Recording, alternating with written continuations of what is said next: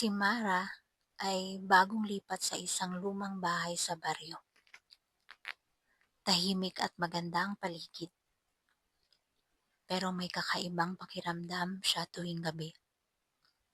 Sa unang gabi, habang naghahanda siya sa kama, napansin niya ang isang maliit na pinto sa ilalim ng hagdan. Bakit kaya ito nandito? Sabi niya sa sarili. Kinabukasan, tinanong niya ang may-ari. May pinto po ba sa ilalim ng hagdan?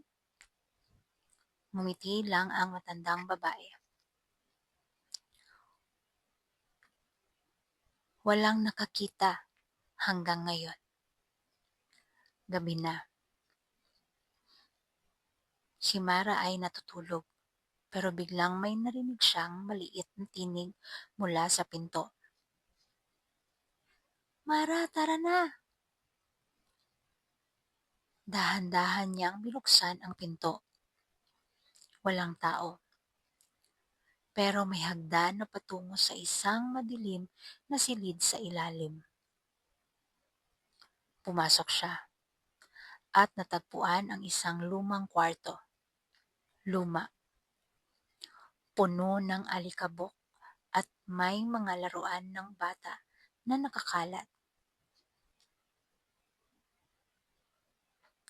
Biglang sumagi sa isip niya. Wala namang bata dito.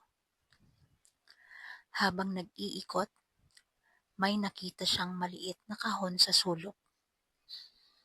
Binuksan niya ito at nakita niya ang lumang litrato. Larawan ng mga bata. Lahat ay nakangiti. Pero wala silang muka. Biglang may narinig siyang huni mula sa likod. Bakit mo binuksan? Lumingon siya at nakita ang isang batang babae na parang lumutang sa ere. Hindi siya gumalaw. Takot na takot siya. Gusto mo bang sumali? Bulong ng bata. Hindi niya alam ang gagawin. Pero bago pa siya nakagalaw, nawala ang bata at bumukas ang pinto palabas. Paglabas niya sa ilalim ng hagdan, natagpuan niya ang may-ari ng bahay at nakatingin sa kanya.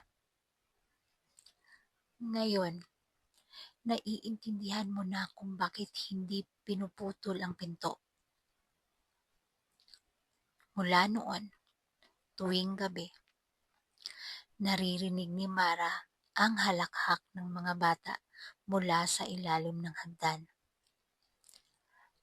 At tuwing titignan niya ang pinto, unti-unting nagbubukas kahit hindi niya hinahawakan.